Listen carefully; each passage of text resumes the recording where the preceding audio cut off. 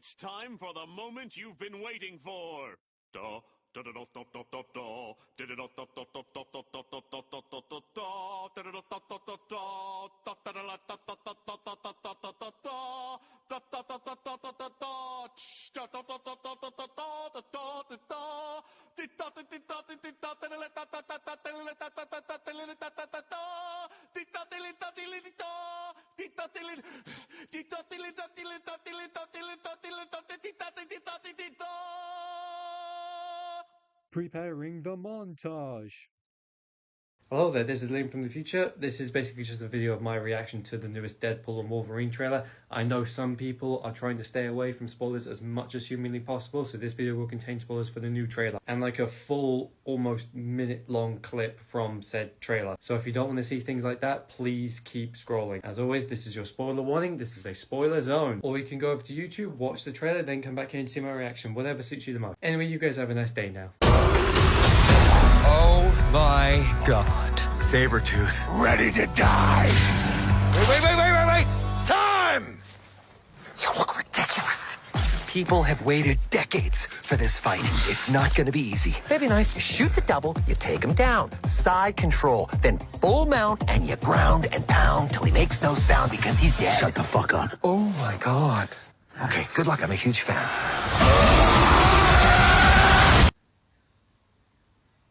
I'm a little excited.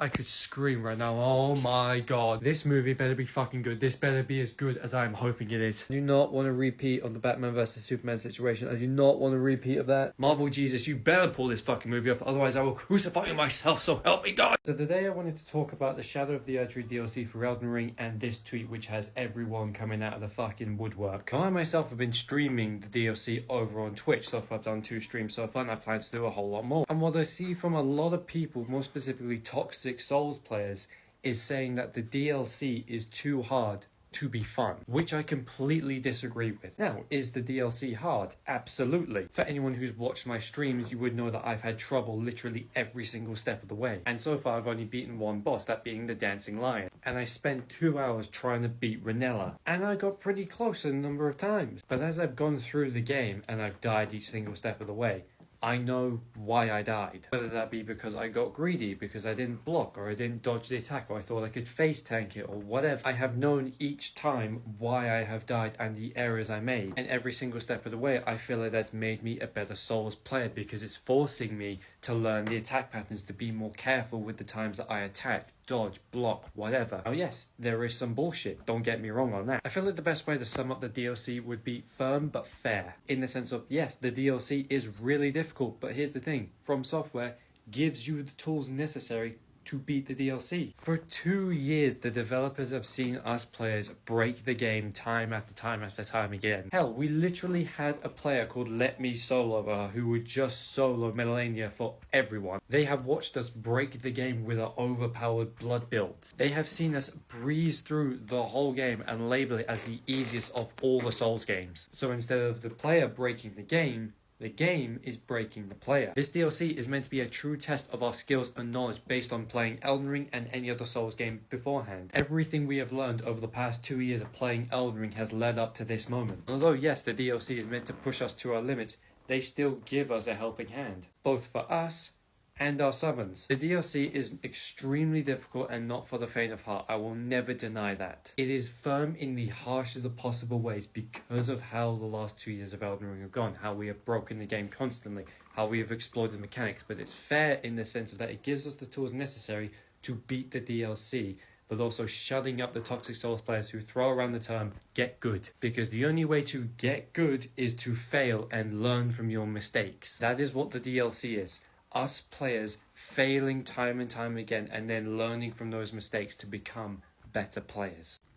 Tony Stark would do everything he could to get the Mutant Registration Act bill passed into Congress, and you cannot convince me otherwise. Alright, let me go into some detail about exactly what I'm talking about. In Marvel Comics, there's a thing known as the Mutant Registration Act, which is this big controversial bill that the government is always trying to pass. What does it do? I'm glad you asked. It means that every single mutant in the US would have to register in some governmental website, pretty much meaning that every single mutant in the US would have to out themselves. And if you know anything about the mutants in Marvel, they're not exactly liked or socially accepted. The US government forcing these people in hiding to out themselves as a mutant, as more or less second-class citizens, that would not exactly pose well for them, considering it would be on all forms of their official documentation. It is literally, in all forms of it, taking away their freedom and their choice. Now, why would Tony Stark want this bill to pass? Well, I'm glad you asked. Because Tony Stark has such a tendency to agree with things that sound good on paper, but doesn't really think about, the long-term consequences or repercussions. Take this Superhuman Registration Act in Civil War, for example. Basically, long story short, the Superhuman Registration Act was basically a bill passed where basically every single superpowered individual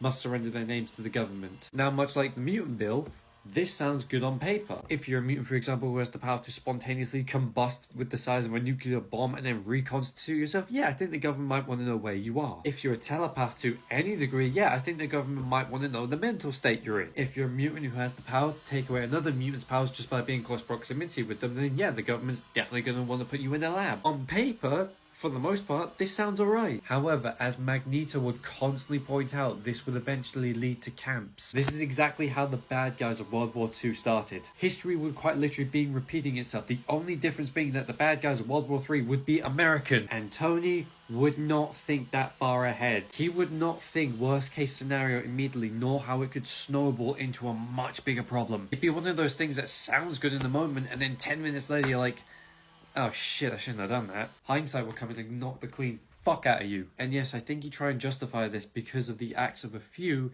have let down the actions of the many. As in the actions of the few, the Brotherhood of Mutants, the supposed evil mutants, and sometimes the shit actions of the X-Men or its individual members have let down the general public of mutants, the many, the masses. But I don't think Tony would try and get this bill passed alone. He knows full well that his actions have consequences. He knows his decisions don't always work out. So I think he tried to get another hero to back him up. But not a mutant. An enhanced human. An enhanced human who on first glance to the general public of Marvel may look like a mutant. Someone who has all of these miraculous powers who might be mistaken for a mutant. Who could this be, I hear you asking? Captain America, Spider-Man, and Hulk, or Bruce Banner to be more specific. Why these three in particular, I hear you asking? Come back for part 2 to find out, because this video is long enough and there's a whole lot more I want to talk about. Captain America, Spider-Man, and Hulk, or Bruce Banner to be more specific. Why these three in particular, I hear you asking? Because those are the biggest three heroes that are constantly in the limelight, and Tony has a somewhat good relationship with some of the time. Spider-Man and Hulk are two of the most well-known superheroes both in Marvel and outside of the Marvel Universe. However, they are constantly in the limelight as well. They're constantly in newspapers, on the news and TV and whatnot. And yes, 9 times out of 10, it's usually bad. However, anyone who's ever been saved by Spider-Man or Hulk, whether it be just a regular citizen or worked alongside them as superheroes, they know for a fact that those two are good men. Yes, Hulk seems like a raging monster. However, he is the heart of a good man. He can't always control his anger, and Bruce constantly tries to limit the Hulk's powers because he's scared of what Hulk would do if he loses control. Take Worldbreaker Hulk, for example, where Bruce consciously made a choice to let go of all the restraints on Hulk's anger. For the first time in his life, Bruce looked at Hulk and said, cut loose. Do what you have to do. Do what you do best. And same goes with Spider-Man. He is nowhere near new to any form of controversy. J. Jonah Jameson is the biggest Spider-Man critic ever. In all forms of media, we have always seen J. Jonah Jameson just shit on Spider-Man, and it does not matter what form of media he is a producer of, whether it be a newspaper, a news station, podcast. The dude just has it out for Spider-Man. And I'm genuinely surprised we've never seen a storyline in comics where J. Jonah Jameson has put out a newspaper saying, Spider-Man, menace or mutant, just to further the hatred for him. Because as I said in my previous video, Spider-Man and Hulk could very easily be mistaken for mutants. Their origin stories are not general knowledge to the general public. The only people who would know their origin stories would be people who are either there during the event or people who they told. So Tony would very much be of the mentality of, They've been through worse. They're big boys, they can take it. Names being thrown around in the dirt and their faces in the paper, this is just a general Wednesday for them. If he got one or both of them to be the first people to sign the Registration Act, that would show the world that there is nothing to fear. There is nothing wrong with being a mutant and letting the world know. But why would he get Captain America to try and sign it as well? His origin story is arguably the easiest thing to come across. That is just history for them. Because Captain America, Steve Rogers, is arguably the most trusted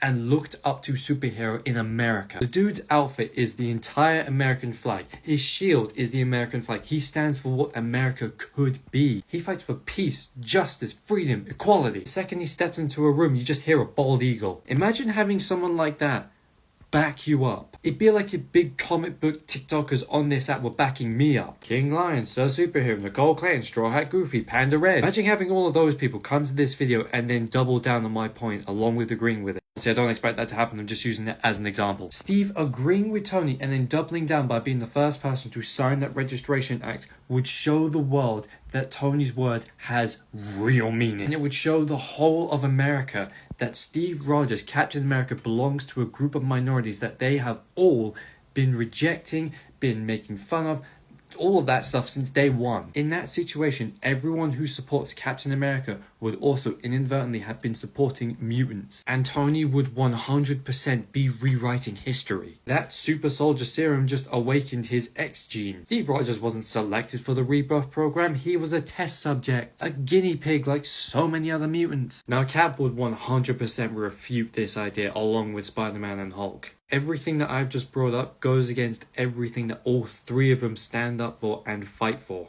Not to mention believe in. It is wrong on so many levels, but I don't doubt for a second it could very well happen and then spark off Civil War 3. Iron Man and other superheroes like Battlestar and US Agent versus mutants. It would probably be the most modern day superhero event of all time.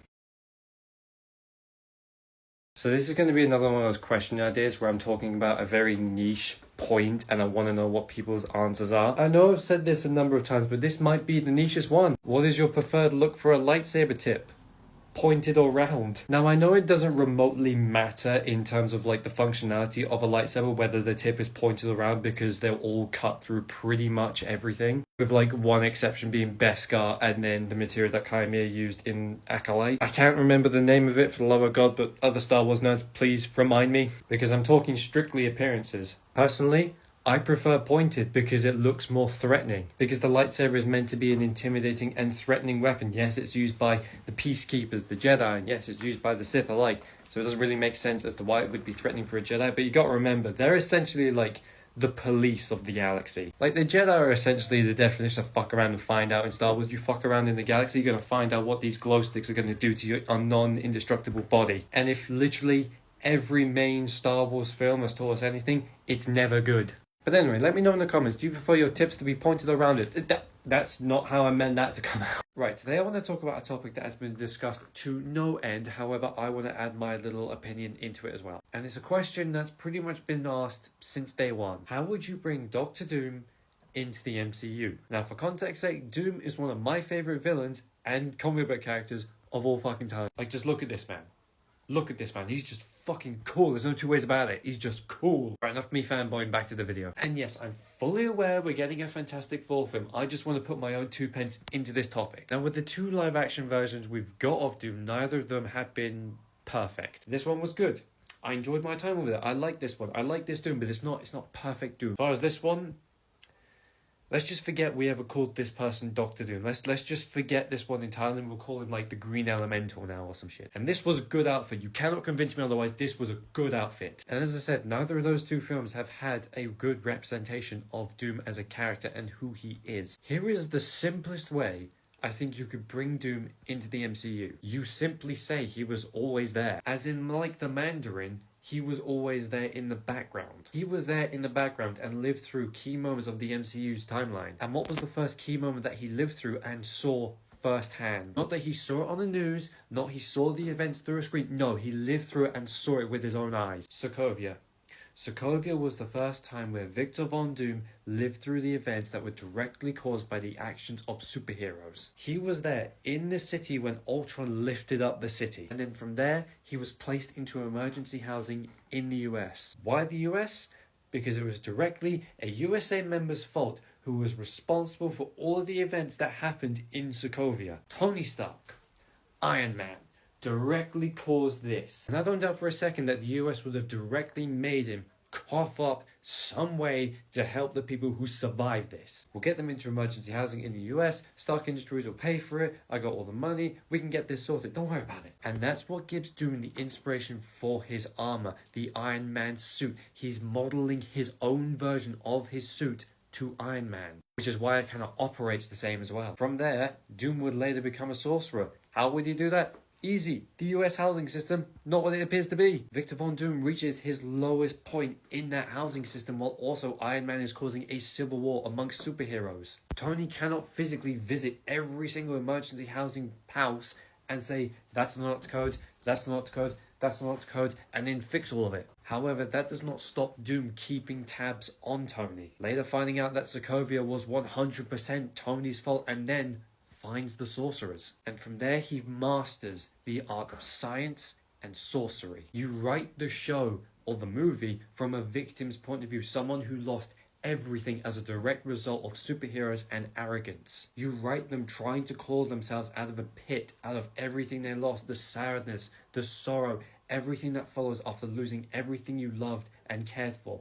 And as soon as he finds something new to live for, it all turns to dust. And Doom would directly think that's Tony's fault as well. Doom would have to watch friends, family, colleagues, everything turn to dust all over again. And that is where I believe at Doom's lowest point in his life, where he would go back to his roots, where he would go back to the same place where he lost everything to try and build anew. And when he gets back to the ruins of Sokovia, he sees that nothing has changed. There are still refugees living in what houses remain. There are still people there suffering, starving. Nothing that the US said that was going to get done did get done. No one is coming to help them. And that is where Doom has the epiphany. And Doom is the only one who helps them. Doom uses his mastery of science and sorcery to build Sokovia anew, to build a new home, to build a home bigger and better than it ever was before. They return to their roots in every sense of it.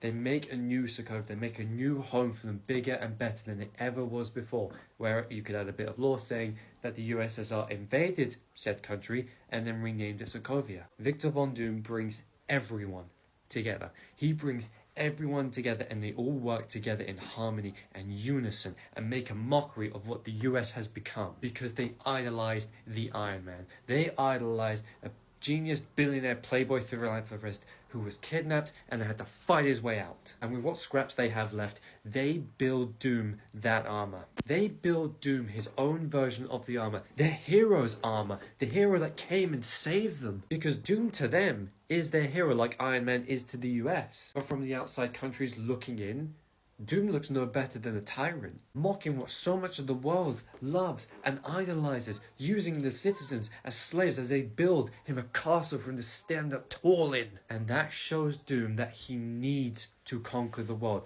because the world is too divided to ever be one. He sees that he needs to bring the world together like he brought the people of Latveria back together, one country at a time. You write Doom as the hero of his own story. Will they ever do this?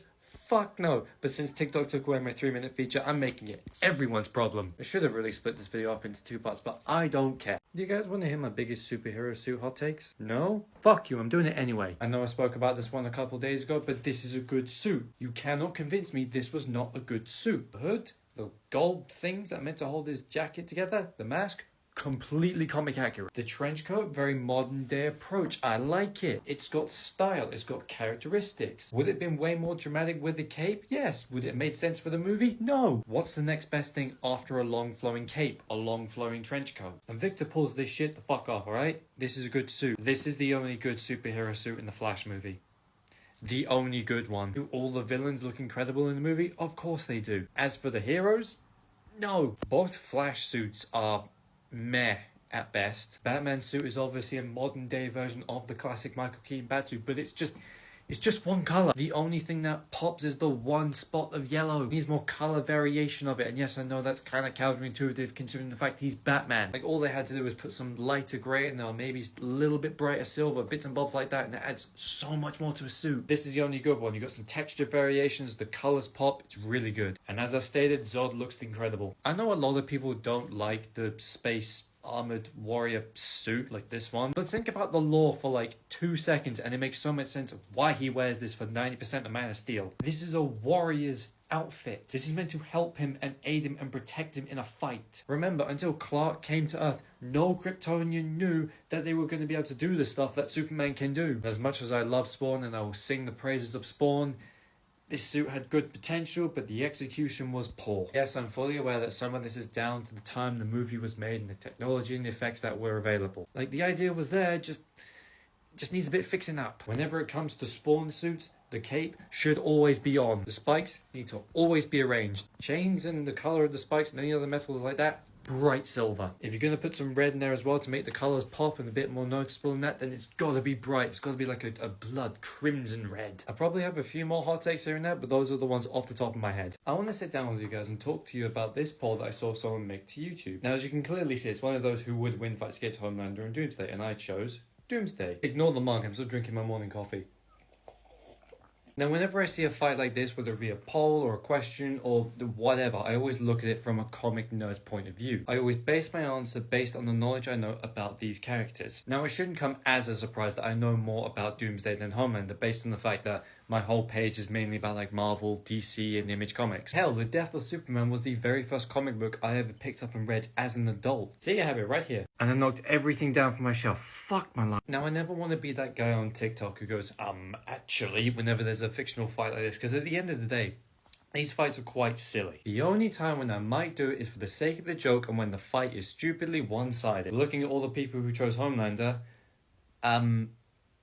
actually, Homelander is losing this fight 110%. Now, on the surface, this fight might seem fairly simple. Homelander is essentially a weaker, evil version of Superman, and Doomsday has fought Superman God knows how many times. So you would think it would be fairly even on the surface. However, it's not even remotely. You see, Doomsday has this little unique ability where it means you cannot kill him the same way twice. If you kill him with purely blunt force trauma, he will come back X amount of time later and will be completely immune to dying via blunt force trauma. It does not matter how hard you hit him, what you choose to hit him with, or where you choose to hit him, Doomsday will never be able to die from blunt force trauma ever again. And Doomsday was quite literally made to fight Superman. And I don't mean that in like an in-universe DC like lore thing. No, this is a real world thing. Doomsday was made to fight and kill Superman. That's why the death of Superman was so shocking, because it was the first time a mainline hero like Superman had ever died. This man took him out in one book, and that has been adapted into multiple movies. And if you watch the movies or you read the book,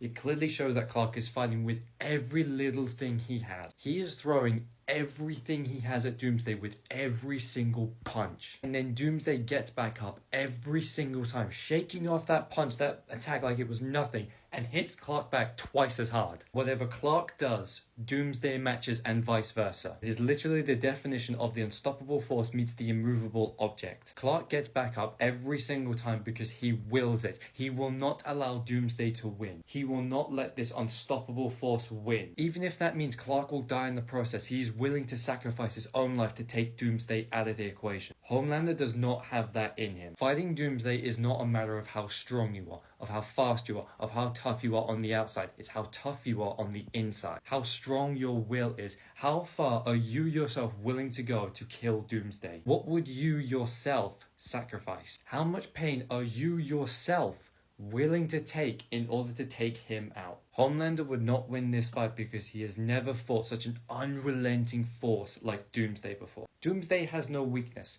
Doomsday has no kryptonite. Doomsday has nothing that makes him weaker. It is a matter of will. If Homelander beats Doomsday one time, Doomsday will just come back and be immune to whatever killed him last.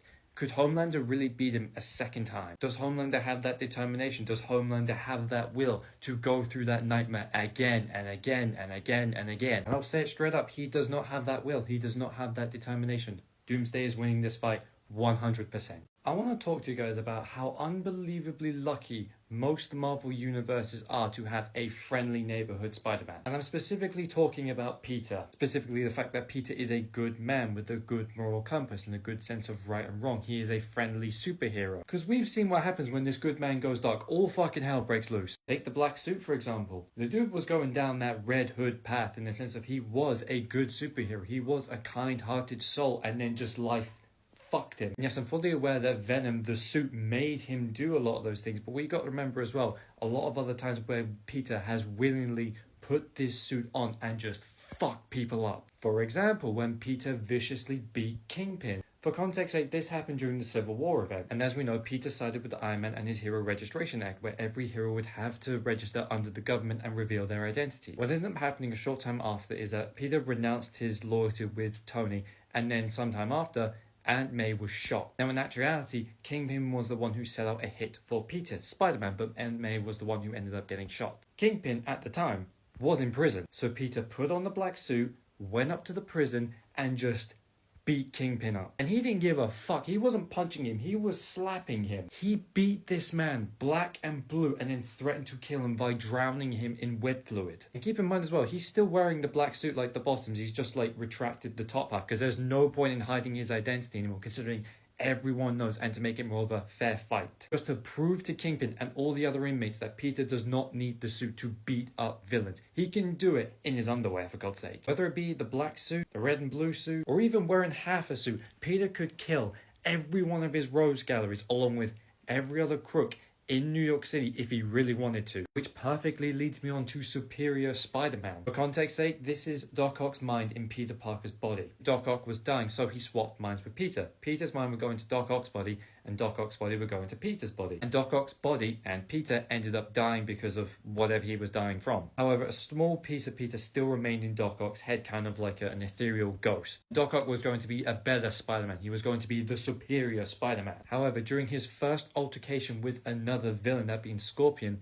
Doc Ock nearly killed him. With one single punch, Doc Ock, in Peter's body mind you, punched Scorpion's jaw clean off. And in this moment right here, Doc Ock realized that Peter could have killed him along with everyone else in his Rose Gallery anytime he wanted to. The only reason why Doc Ock is still alive is because Peter is a good man and would never kill someone. The only time where he might do it is if he was pushed to his absolute limit or was trained to do so and did not have any morals about killing people. This is Spider-Shot, otherwise known as Spider Assassin. This is essentially if Peter Parker did not have a moral compass about killing people and you trained him in a militaristic way to kill people for a living. The dude has guns in his web shooters. He's doing this position, he's shooting a web. If he's doing this position, he's shooting you, and he will put you down without mercy or remorse. Keep in mind, out of all the variants of Spider-Man I've talked about in this video, this is the only one who's from a different universe. Every other image is from the 616 universe and happened in canon. For the most part,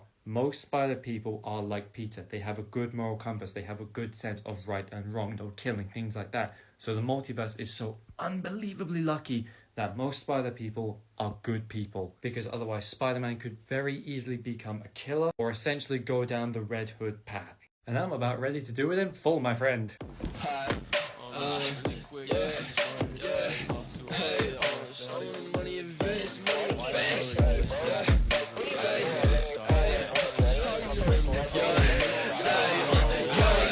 Talking to me, I don't get it. I just wonder why you got a death wish. You should think before you finish that sentence. Like the exorcist making your head spin. Like I'm Rocky, I give him that left hook. Percy Jackson, I kill with a pencil. I see my face and he getting the head rush. Like I'm Batman with guns, call me Red Hood, yeah. I feel like I'm Scarlet Michael, make a mixtape. Looking like Scarlet, screaming like I'm insane. When I get started, I don't make no mistakes. When you gon' die, you're great.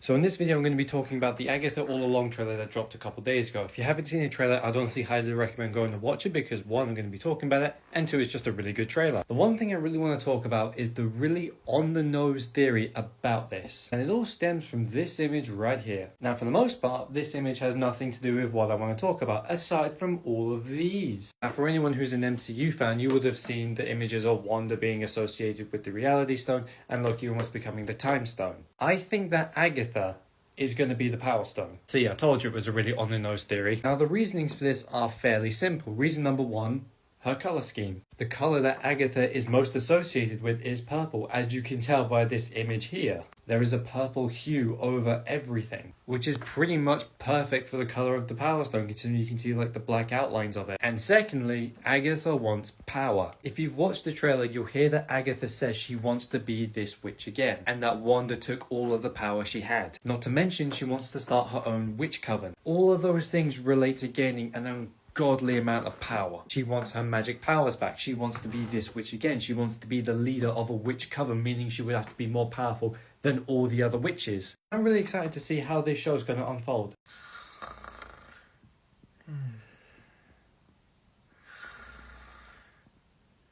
There is no way I'm seeing this with my own 2 eyes. Yes, you are. Batman is asleep and out cold by the looks of it. Can't believe I'm seeing it in my second lifetime. It's fascinating and almost bewildering to see it with your own 2 eyes. You almost don't want to stop looking to make sure he gets the rest he needs and isn't going to suddenly wake up. I feel you there, Jason, which brings me to my next point. How the hell did you get him to sleep? I didn't do shit. What makes you think it was me? And can you please explain to me how this came about? Because Alfred told me he hasn't slept in 7 days. Okay, fine. I put sleep pellets in his coffee. You fucking what? Hey, lower your voice a bit. The man's trying to sleep here. That cannot even be remotely healthy. Oh, and staying awake for 7 consecutive days is? Yeah, but you don't put Batman-grade sleep pellets in someone's coffee. You and I both know exactly what happened the last time Bruce stayed awake for 7 consecutive days with no rest. And that was before he even realised he might need something other than spandex to fight crime in. Jason, please tell me he didn't put more than 1 pellet in his coffee. I mean, that depends on your definition of more than 1. What do you mean depends on my Jason, please tell me he didn't put more than 1 in. All I'll say is I put enough in to knock Batman out. 1 pellet knocks someone out for 24 hours. How many did you put in? 6. 6? I put 1 in his morning coffee that Alfred made for him, and when that didn't work, I put the rest into his next coffee. Yeah, but when you give someone a further dosage, you don't multiply by, I don't know, 5? I mean, I don't know why you're yelling at me instead of just doing, because I can see the bat signal from here. Fucking what? Oh my god, it is up, and it's not even 9 o'clock yet. Oh, and the red phone is on as well? I thought Alfred disconnected that. Well, what the hell are we going to do? He's going to be out cold for 6 days. I don't see why you're yelling at me. I put Bruce Wayne to sleep. The man clearly needs a beauty sleep after all the times he gets punched in the face. We are fucked. We are so fucked. This is going to be another battle of the cow situation as well, isn't it? You fucking bet it is. Just sick job, Jason. Is now a good time to tell you I might have knocked out Alfred for just as long? You fucking what? Oh yes, there is indeed, my friend. This is Spider-Man of Earth 72, otherwise known as Weapon 8. You see, in this universe, Peter Parker is ex-military and was recruited into the Weapon Plus program. Now, from the research I've done, I couldn't find what part of the military Peter was from or why specifically he was selected for the Weapon Plus program, but I don't think that's really important. What is important is what the Weapon Plus program did to him. Now, obviously, being Spider-Man of this universe, they gave him all the, the Spider-Person powers. The wall-crawling abilities, super strength, spider sense, all that stuff. But unlike most Spider people, his spider powers went a bit further than that. Now, you see, in this universe, Peter has 8 eyes and 4 organic spider-like legs that sprout out the back of his back. And of course, they erased his memory, brainwashed him, and turned him into a weapon, all that stuff. And Peter was tasked with hunting down, capturing, killing all of the Weapon Plus subjects before and after him. The 2 subjects we see him going after being Wolverine and Captain America. And as you can see, he, let's just say he takes care of business. And yes, he does also have flamethrowers. And that's kind of really all we know about him. There really isn't a lot of information out about Weapon 8. Reason being is because he's still a very new character. He was only introduced this year. But I hope we do get to see a lot more of this guy because this is a really interesting take on Spider-Man. I've just come to the realization that having phasing powers, like phasing through solid objects, would be one of the worst superpowers to have in the real world. You're probably wondering, Liam, what the fuck are you talking about? Walking through a solid object like a wall or a door or anything like that, that'd be amazing. Yes, but you'd also feel what you're walking through. Now, I'm specifically talking about characters like Kitty Pryde, aka Shadowcat, or any of the speedsters from DC Comics. The reason is because of how their powers are explained. With Shadowcat, her molecules will perfectly align with the gaps in between the molecules of whatever surface she is walking through. With the speedsters, however, they vibrate their molecules at such a high frequency that they're able to kind of shimmy-shammy their way through in between the gaps of the molecules of whatever it is they're walking through. Which means no matter what, their molecules will be sandwiched in between other molecules, pressed up against them, and dragged along for the whole journey of whatever it is they're passing through. Meaning, if they are passing through a solid brick wall, they would feel the bricks grinding up against every single part of them. And that includes the outside of them, like their skin, their eyes, along with the insides as well. Bones, nerve endings, muscles, but also the insides of their insides. And by that I mean things like the inner walls of your stomach, bone marrow, the insides of your brain. Because phasing doesn't mean you don't feel anything, you're just moving through it. Phasing doesn't take away your ability to feel, whether that be pain or just like feel in general. Let me give you an example. Let's say for example I wanted to pass through my doorway and phase through it. Obviously I can't phase through it, so we'll just pretend that the door is closed and I'm phasing through it, and I believe this is what I believe would happen. My molecules will be pushed up against the frame and dragged through it. And I've done that about 3 times now because I've been stumbling over my words and my shoulder's starting to hurt a little bit. Now imagine doing that and going through a solid brick object and feeling all of that throughout your entire body, your outside, your inside, and the insides of your insides. And keep in mind as well, your body doesn't like it when foreign bodies or foreign entities get inside of it. And the insides of your body are so sensitive, all of your organs are so sensitive to the touch. So imagine after a few times of phasing through how painful that would be for that. In the real world, it would be one of the most painful things to experience. Not to mention as well, you could do your body serious injury. You go through a solid brick wall a number of times, bam, you just damaged your nervous system. This is very much overdue as well, but could you imagine like going through again a solid brick wall and that grinding up against your bones? Well, now I've gotta. In the deep dark lair of the Batman.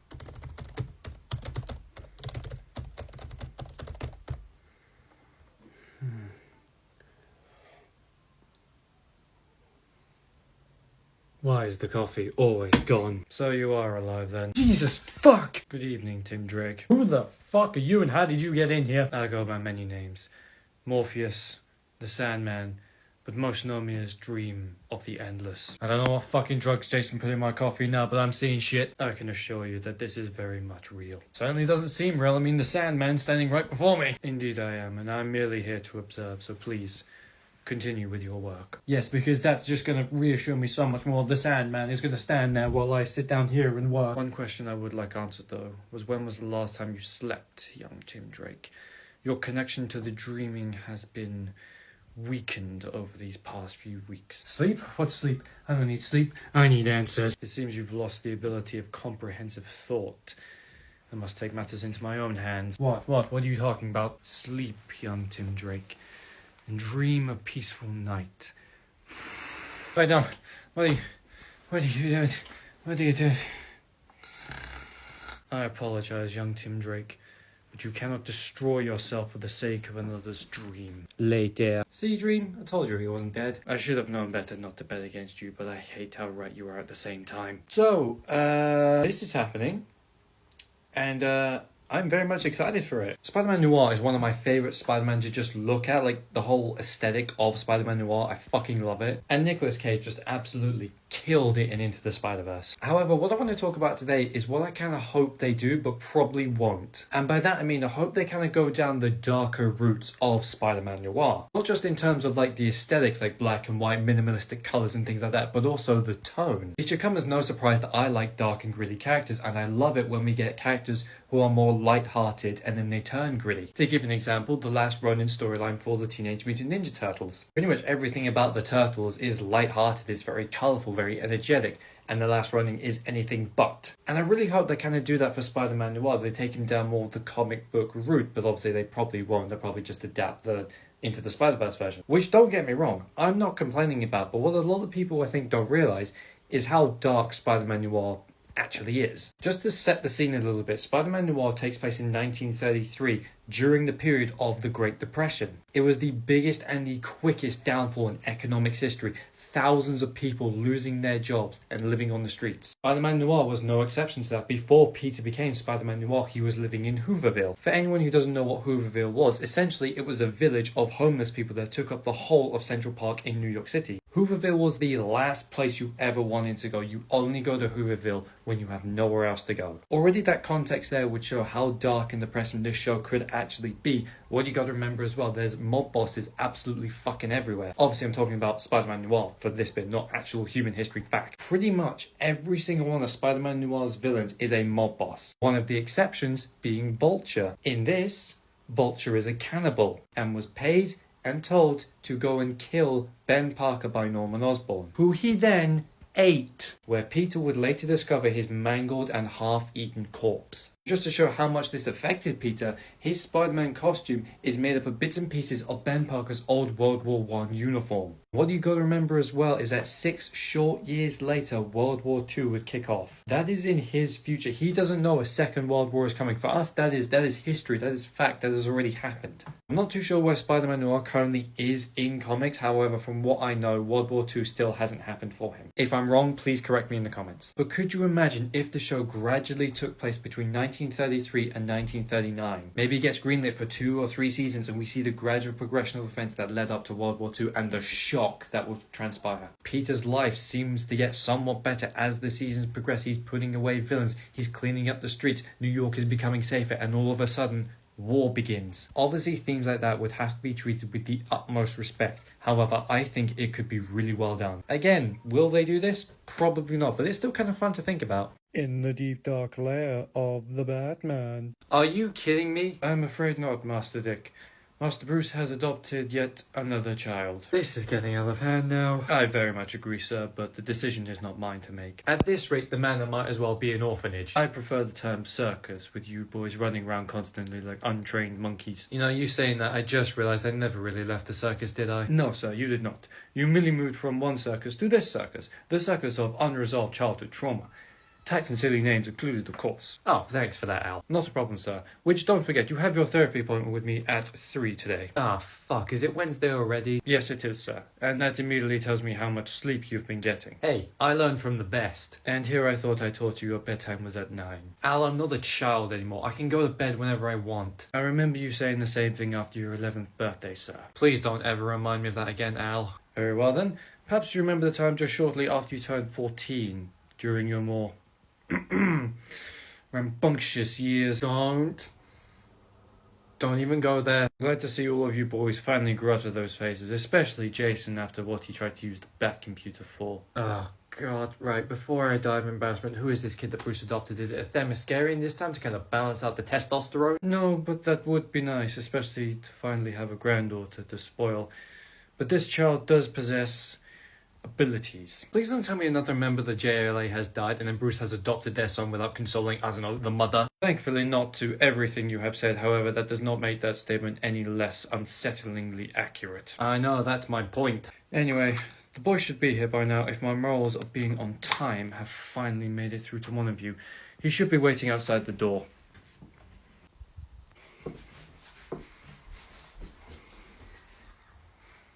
Hi. I'm Ben. This is young Benjamin Tennyson, your new adopted brother, and hopefully the last.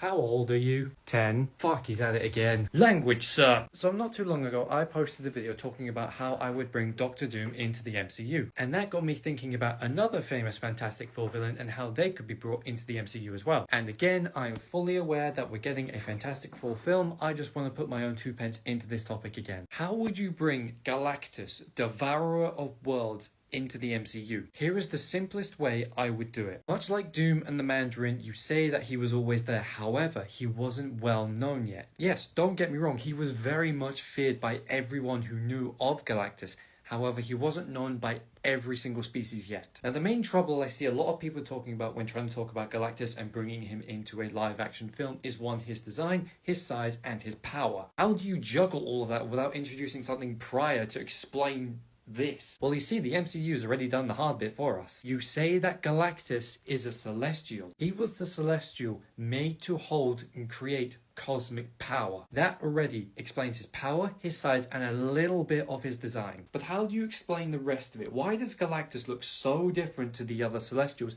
and also his hunger? If Galactus is meant to be one of these guys, why does he destroy worlds? Because he was born prematurely. The way the MCU explains how Celestials are born is that Escharum impregnates a planet that has vast life and vast intelligence, and they grow off of that. Now, doesn't that sound familiar? Galactus was born prematurely. His emergence happened prematurely. His body constantly needs to feed off of planets with vast life and vast high intelligence in order to survive and sustain itself. But here's a little interesting twist I think you could add to it. When Galactus devours a planet, he not only absorbs their life force, but also their collective strength, power and intelligence. If he devoured a planet like Earth with so many superpowered individuals, he would gain all of their strengths. If the maximum that 10 people can lift is one 10-pound weight each, and he absorbs those 10 people, he can now lift a 100-pound weight. That's the sort of logic I'm going off of here. He absorbs the collective strength of everyone. Could you imagine how much more terrifying that would make this man? He absorbs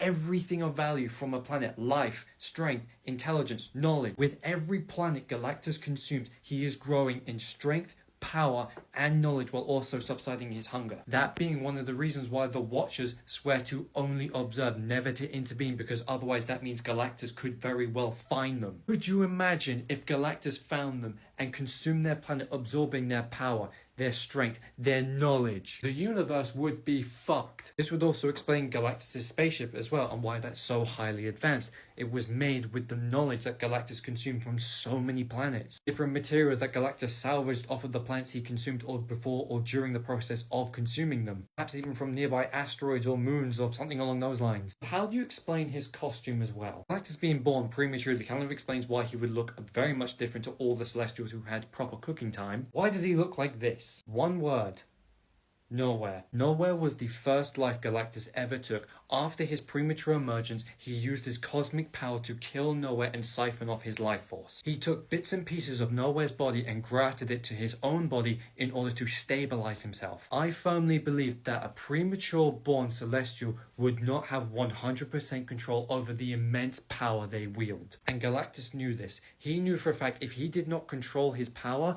and his hunger, then his power would spiral out of control. Now yes, 100% Galactus modified Nowhere's body, making it less crude and a bit more snug and fitting, also being able to operate better. This would explain why there's only a head left of Nowhere and a kind of human looking skull as well. This is why Galactus looks a bit more human than the rest of the Celestials, because he absorbed Nowhere into him, a more human looking Celestial. His body kind of altering as he absorbed Nowhere's life force into him, and his armor kind of stabilizing that so that way he doesn't shift between all the other different species he absorbs into him. And as I stated earlier in the video, not a lot of people know who Galactus is, because the only people who know about Galactus are dead. Whenever Galactus absorbs the planet, he leaves no survivors. There are no people to tell the story of Galactus, devourer of worlds. Only people like the Watchers would be able to spread the word and warn others. And to directly quote Uatu the Watcher from a couple different other iterations of him, talk is not action. The Watchers could hopefully get the word out to other planets: stay away from Galactus, beware of Galactus, devourer of worlds, and another word: stay hidden. This is why Galactus takes on heralds from planets he has already consumed, so that way they can go out and find planets for him, because higher level planets are hiding themselves from him. It would be so much harder to detect something like me, a small herald that other planets are not wary of, compared to him. This to me would make Galactus so much more terrifying, but let me know what you think in the comments. Today I want to talk about a slight twist on a common topic that I always see people talking about in Marvel and DC. That common question being, if you took the Punisher and plonked him into Gotham City, how well would he do? How quickly and how well would he clean up the streets? How quickly would he track down and kill Batman's Rose Gallery? Essentially speed running the boss rush of Gotham City. But the slight twist I want to put on that question is, how well would Spawn perform? Because Al Simmons aka Spawn and Frank Castle aka the Punisher are very similar. Both are ex-military, both feel very comfortable putting down people and showing no remorse in that. Both are very, very comfortable using a wide variety of guns with varying attachments. Both are fueled by pain and hatred and vengeance. Both were betrayed by some of the closest people to them who served in the military with them. Both have absolutely no remorse or no second thoughts about putting down villains, whether it be just a common goon or a big supervillain. But that also extends to corrupt people in power, such as police officers, politicians, so on and so forth. And both are hunters. They actively go out and find the people who did either themselves wrong or other people wrong. And finally, the last two things that these people want is their families back. Al was taken away from his wife Wanda and then was forced to watch on as his best friend assumed his role as her husband and then the father of her baby. And Frank's family was taken away from him. His wife and his children were taken away by his best friend. This intro has gone way further than I thought, but we'll get to my point. One more thing I wanted to do about comparing the two of them is that both of them are fucking machines. They will stop at nothing to achieve their goal. They will both take extortionate amounts of pain, that being physical, emotional, and mental. And they will keep going until they finally feel that they have achieved their goal. And obviously, in this scenario, it being the boss rush of Gotham City. Now, obviously, Spawn has a bit of a leg up, being 1, he has magical based abilities, 2, his suit can operate on his own, and 3, the only way to kill him is via decapitation. Now obviously this makes it 3 times more difficult for the villains to kill Spawn, however I don't think that would completely outweigh Punisher, because my views on who would speedrun Gotham faster really comes down to 3 categories. The first one being how quickly can they track down the villains, the second then being how quickly can they kill said villain, and 3, the recovery period. How much time do they themselves need to recover from their injuries, restocking up on ammo and armor, and then going through this process all over again? How much time do they need for that? Because to me, those are the 3 most important parts of them being in Gotham and actually being successful in their mission. So who speedruns the boss rush of Gotham faster? The Punisher or Spawn? Attention people of the internet and the Power Rangers fandom, this is a Liam from Rock Hot Take coming in about his favourite Power Ranger, and I will die on this hill if I have to. I don't know why I decided to do my intro like that, I just felt compelled to, and there's no other reason to justify it. Anyway, the video I wanted to talk about today is the morphing sequence of the White Dino Thunder Ranger. You know, this guy, the one I desperately want to do a cosplay of, but it'll put me in crippling debt. And I specifically want to talk about the White Dino Thunder's morphing sequence. You know, the scenes where Trent holds up the morph and goes, White Ranger, Dino Power, and in my biggest honest opinion, this could be way better. Now, the actual sequence of him morphing into the White Ranger, that is top tier. It's this bit here, the pre-Ranger look, where he just holds up the morpher, says White Ranger Dino Power, and presses the button. Like, especially since that Dino Thunder is widely considered to have one of the best morphing sequences across the board. This one just, it doesn't come in as good. Everything else about Trent, the other half of the morphing sequence, the morpher itself, and this glorious suit, everything about it is top tier, just that one bit. In my opinion, they could have done a lot more with this, but as for what that could be, I don't know.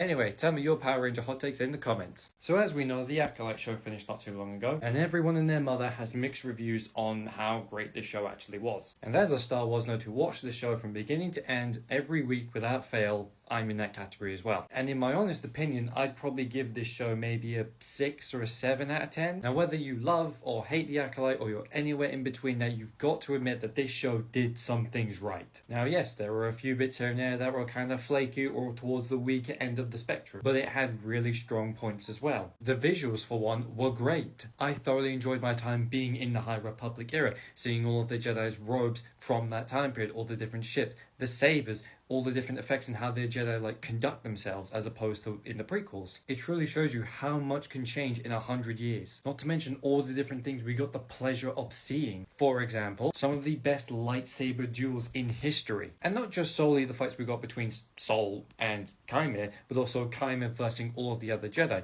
Chimera versus Jackie alone. Sol and Jackie versus Chimera. All of those different fights were a pleasure to see. Not just because the fights looked great with the effects and the acting as well, but also because there were long takes in the fight. It wasn't nearly as choppy as we have seen before. There were long takes in between cuts, showing how everyone who ever took part in one of those fights really put in the effort to make one of those fights the best it could possibly be, including the parts where we got to see Cordosis in live action for the first time as well. And yes, I've already made a video talking about the parts where Chimera used his mask and the bracelet arm thing to block lightsaber attacks and headbutt them, showing us just how well Cordosis was introduced into live action, and also showing us that Chimera has other reasons for wearing this scary mask other than the fact that it looks great. And as I said previously about the visuals, this shot was just beautiful. Looking down the emitter of Sol's lightsaber and seeing Osha bleed the crystal as a part of it just peeks out of it, that was just beautiful. Not to mention how it looks as a kyber crystal is being bled, how it actually looks like it's bleeding. The red very quickly overpowering the blue in a sort of liquid-like state before it solidifies. And then when she ignites the saber a second later, where we see the red crackling over the blue,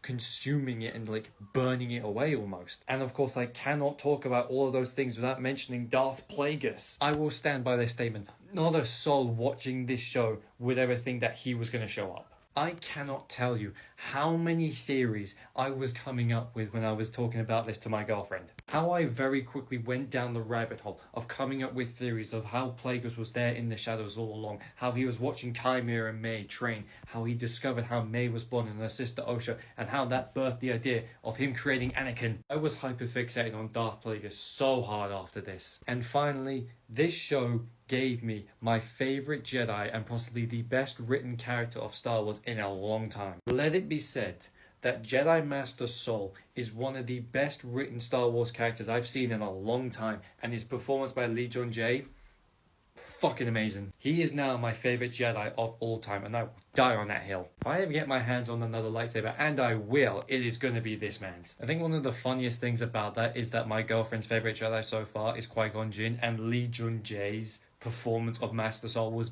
based on Qui-Gon. And the fact that Lee Jung-jae learned English to play Sol as well just shows his dedication to the character. So as much as this show has divided people, it has done some things great. In the deep dark lair of the Batman. Oh my god, I cannot believe you would say that to me. Hey, I'm just saying it how it is, Jason. I'm more surprised at the fact that you're not a tier 3 on her Twitch. There is not a single version of me in the entire multiverse where I am a simp for Wonder Woman. You are a simp for Superman. Okay, firstly, that sentence makes no sense whatsoever. Secondly, I'm fairly certain you have no idea what being a simp actually means. And thirdly, do I need to remind you what I caught you doing last week? Sometime last week.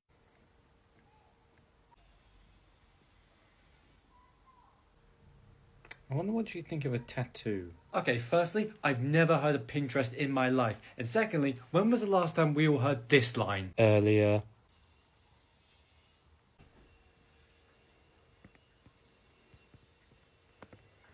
I wonder if we could come to my birthday. Because last I checked, that was Wednesday. It's Friday. I would say I'm surprised that you know what day it is, but I know for a fact you're going on a steak with Diana on Sunday, which you've been calling a date. No, that is what Damien has been calling it, because that little 4'2" fuck just loves to get under my skin. Yes, I can admit Damien can be a bit of an asshole from time to time, but we both know you have been fantasizing about this from the day you met Diana. Dick, you geek out every single time you meet Clark, even when he's out of the superhero suit. And you get hard whenever you're in Diana's general vicinity. I was 16, what was I supposed to? Hell, I'm surprised I can hear you talking with Clark's dick halfway down your throat. Oh, and that's coming from the guy who kisses so much Wonder Woman ass.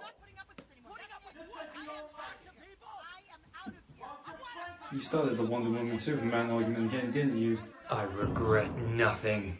So I'm just getting sorted to go and watch Deadpool later. This is the only Deadpool shirt that I own, but I still really like it. And of course I'm wearing the Wolverine heart pendant. And hopefully I'll be able to give it a spoiler-free review soon, but I'm just not going to have the time when I get home. And yes, I am dressed like Will the not-so-professional henchman. Bite me. It's meant to be summer and it's grayer outside than Batman's spandex, and it's absolutely throwing it down. So excuse me if I want to stay warm and dry. Will has some good tastes in jackets though. And in all reality, what I really wanted to do was, if I had the full Wolverine cosplay, I would have gone in the full outfit. But one, I don't have the outfit, and two, I'm not brave enough for that yet. But I would definitely be hyperfixating on Logan again after watching this film. And if another X-Men movie comes out, then who knows? I might go as Wolverine to that. And I'm going to say this now, just before I go as well.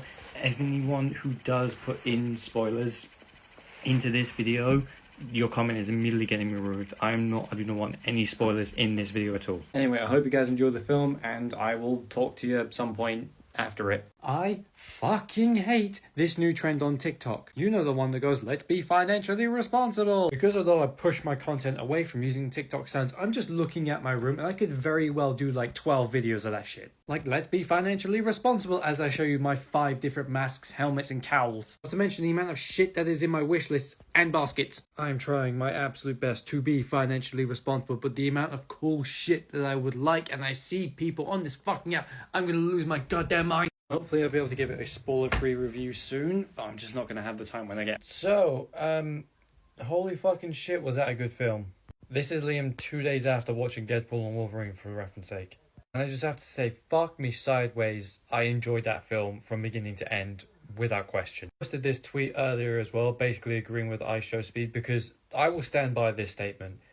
This was the funniest thing I've seen in a fucking long time. And as shown in my tweet as well, I choked a couple of times in that film as well, so this movie damn near killed me. Though, the closer we got to this film releasing, the more worried I became. I kind of adopted what I dubbed the BVS mentality, that being the Batman versus Superman mentality. And so the more trailers and the more things came out about this movie, the more excited I would become, and the more my mental focus would be like, this movie cannot be bad. Like, it's physically impossible for it to be bad, and then it ends up being bad. Which was definitely not the case for Deadpool and Wolverine. The other thing I was kind of worried about was the exposition for the people who had not seen Logan and Loki. Me personally, I've seen both, however the people who I went with did not see both or one of them. Really worried at the fact of like how much I was going to have to explain to them after watching the film, and how much they were going to understand based on the knowledge that Deadpool and Wolverine would give us in the exposition. But I will say, they did a terrific job of just like covering everything as well. That was really good.